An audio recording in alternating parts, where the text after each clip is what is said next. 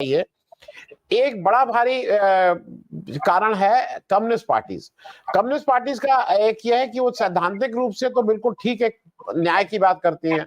अभी राम मंदिर इशू में सबसे पहले सीताराम येचुरी ने पत्र लिख के इसको कैसे बताया कि असंवैधानिक है, जो प्रधानमंत्री का इस तरह से जाना, उन्होंने शुरू में स्टैंड ले लिया था। लेकिन अब दिक्कत है केरल में कम्युनिस्ट पार्टी और कांग्रेस को आमने सामने लड़ना पड़ेगा। वहां बीजेपी को स्पेस देने का कोई मतलब नहीं है। ममता बनर्जी का बिल्कुल खास स्टैंड है और कम्युनिस्ट पार्टी का भी है। कम्युनिस्ट पार्टी कह रहे हैं कि अगर ममता बनर्जी भारत जोड़ो यात्रा में साथ चलेंगे तो हम लोग नहीं चलेंगे। ममता बनर्जी कह रहे हैं अगर वो आए तो हम नहीं आएंगे। वो एक थोड़ा व्यक्तिगत ग्राउंड पे, क्योंकि वो काडर का झगड़ा है, लोकल लड़ाई है। ऐसे में आपको क्या लगता है कि ये अच्छा, सब लोग अभी तक छोड़ के कोई नहीं गया, एक आदमी ने भी ये नहीं कहा है कि हम छोड़ के जा रहे हैं। आम आदमी पार्टी की रही बात, आम आदमी पार्टी की, अब भाई आम आदमी पार्टी नेचुरली थोड़ा चाहती है कि उसको अगर कहीं और हो तो वो हरियाणा, गुजरात, गोवा, इन सब जगहों पे थोड़ा लिवरेज चाहती है। लेकिन कांग्रेस कहां पे कितना लेवरेज दे देगी? गोवा में 2 सीटें एक कांग्रेस जीती थी, एक पे सेकंड पे रही थी, वहां पे कैसे मांग रही है? गुजरात में आम आदमी पार्टी 1 सीट मांग रही है। मुझे तो लगता है वहां पे कांग्रेस को 13 सीट दे देनी चाहिए, आधी तुम आधी हम। गुजरात में क्या दिक्कत है? आधी सीट आप लड़िए, आधी सीट हम लड़े, देखा जाएगा गुजरात में जो होगा। ये ओवरऑल जो मीडिया ज्यादा हल्ला मचा रहा है कि बस खत्म हो गया, ये हो गया। मुझे अभी तक एक भी ऐसा, अच्छा ममता बनर्जी जी की तरफ से स्टेटमेंट आया है कि भाई भारत जोड़ो न्याय यात्रा यहाँ आ रही है, मुझे बुलाया नहीं गया। जयराम रमेश साहब कह रहे हैं कि खड़गे साहब ने खुद उनसे फोन करके बातचीत की है।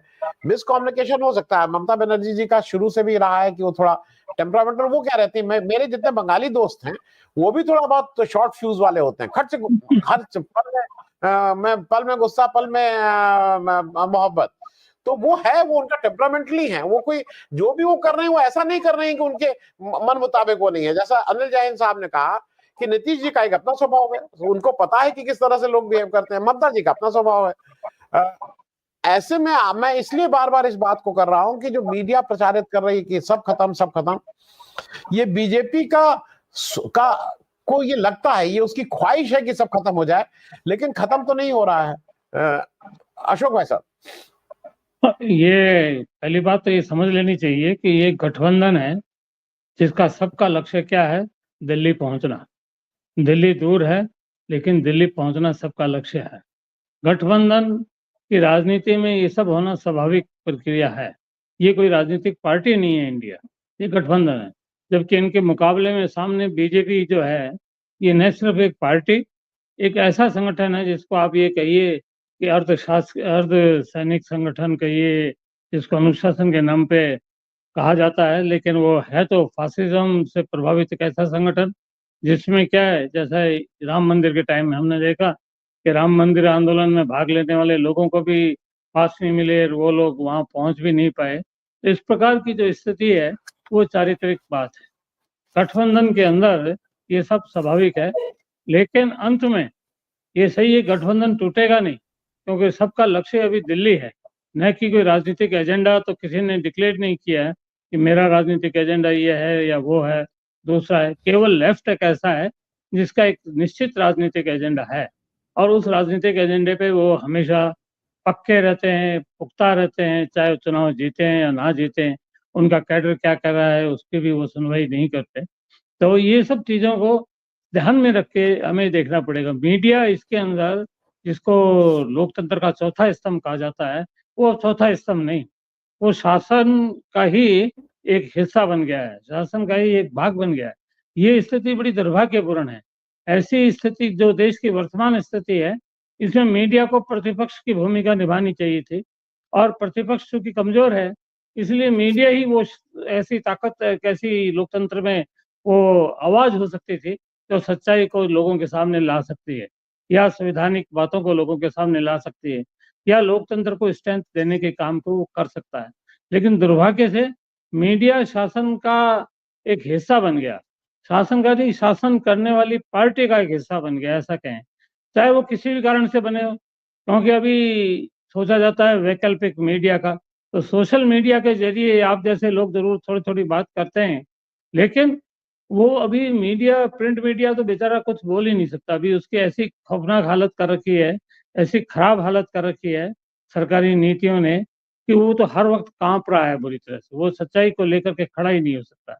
इसलिए मीडिया जो प्रचार कर रहा है, वो बढ़ चढ़ के इस प्रकार का प्रचार करता है, बढ़ चढ़ के इस प्रकार का प्रचार करके वो सरकार को भी, और ये कहें कि जो शासन करने वाले लोग हैं, या नागपुर का जो मुख्यालय केंद्र है अभी शासन का, उसको ये बताना चाहता है कि मैं आपका विश्वसनीय हूँ, और मैं विश्वसनीय हूँ इसलिए मेरे को सबसे ज्यादा विज्ञापन मिलना चाहिए, या मैं ही वफादार हूँ इसलिए मेरे को दूध रोटी मिलनी चाहिए, या मेरे को कुछ भी मिलना चाहिए जो मिलना ही चाहिए, जैसे भवन मिलना चाहिए, बिल्डिंग मिलनी चाहिए, एमएलए का कोटा मिलना चाहिए। मीडिया भी कमाल की बात है, मीडिया भी अब ये कहने लगा है कि हमारे को चुनाव का टिकट भी दो। और ये भी मांग उन्होंने बीजेपी में राजस्थान में हुआ है, और राजस्थान से एमएलए भी हो गए हो।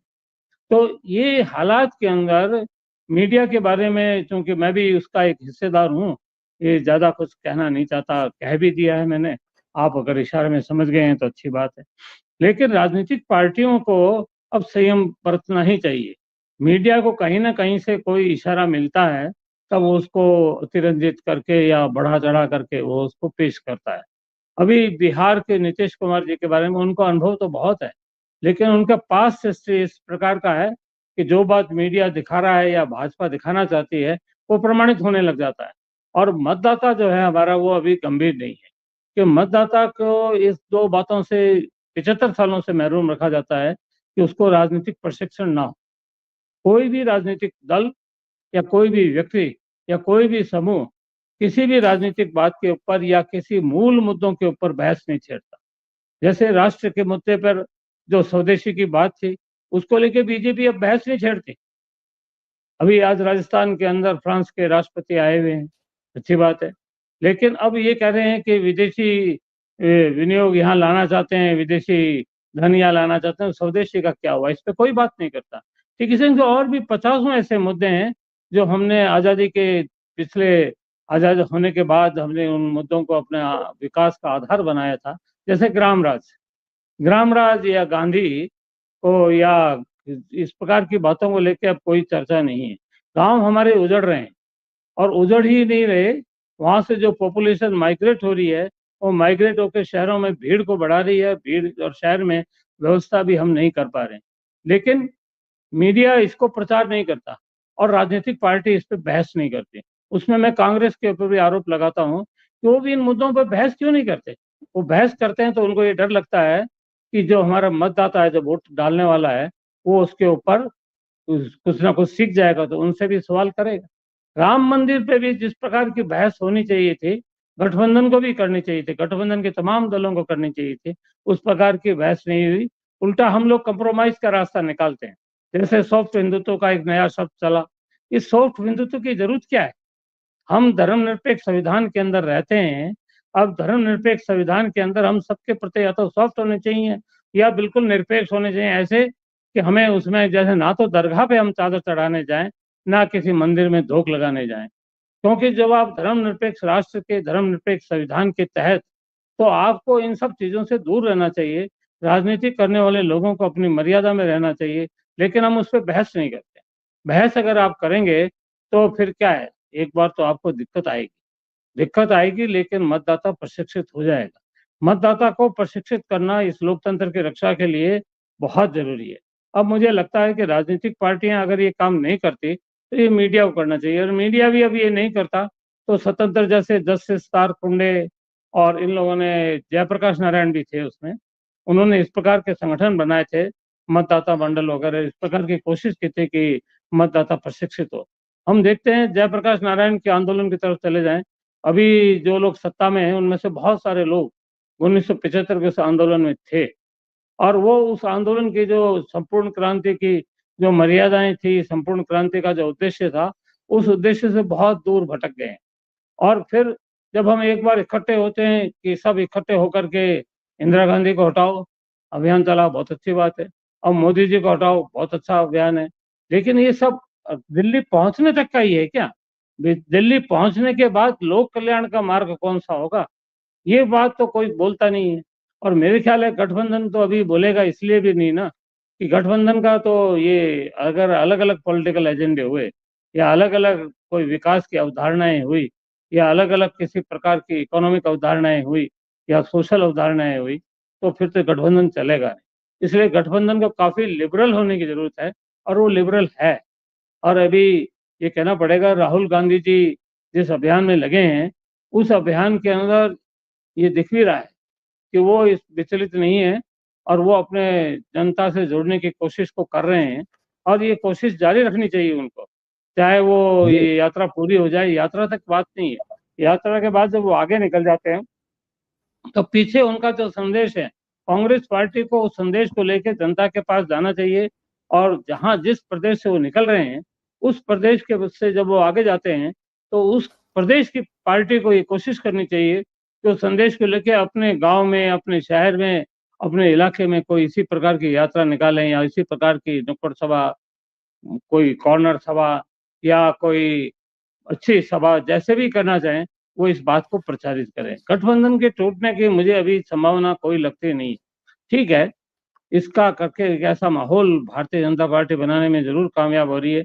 लोग ये कहते हैं कि ये तो आपस में लड़ रहे हैं, अगर इनको सत्ता भी दे देंगे, क्योंकि ये बात तो विस्थापित हो गई।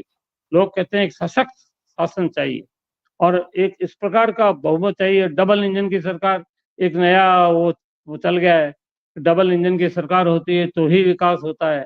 तो ये डबल इंजन की सरकार ये तो लोकतंत्र विरोधी है।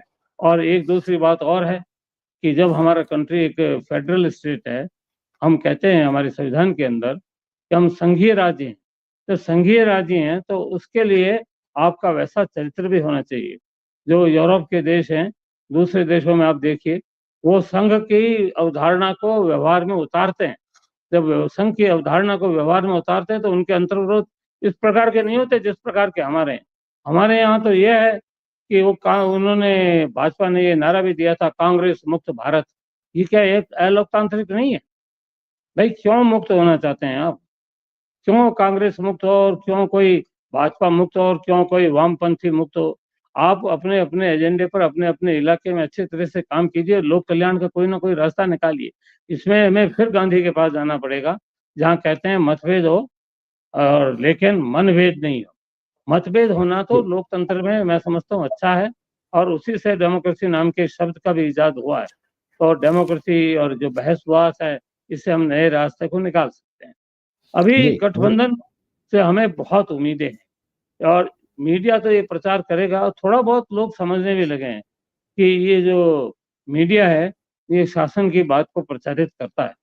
फिर इसमें जो इमेज है ना साथ साथ में भाजपा की भी गड़बड़ा रही है, क्योंकि वो इस प्रकार के चीज के लिए दोषी महसूस किए जा रहे हैं लोगों में। लेकिन पहल कौन करे? बिल्ली के गले में किसी को तो घंटी बांधनी पड़ेगी, तो बिल्ली के गले में घंटी बांधने की ताकत गठबंधन को अपनानी पड़ेगी।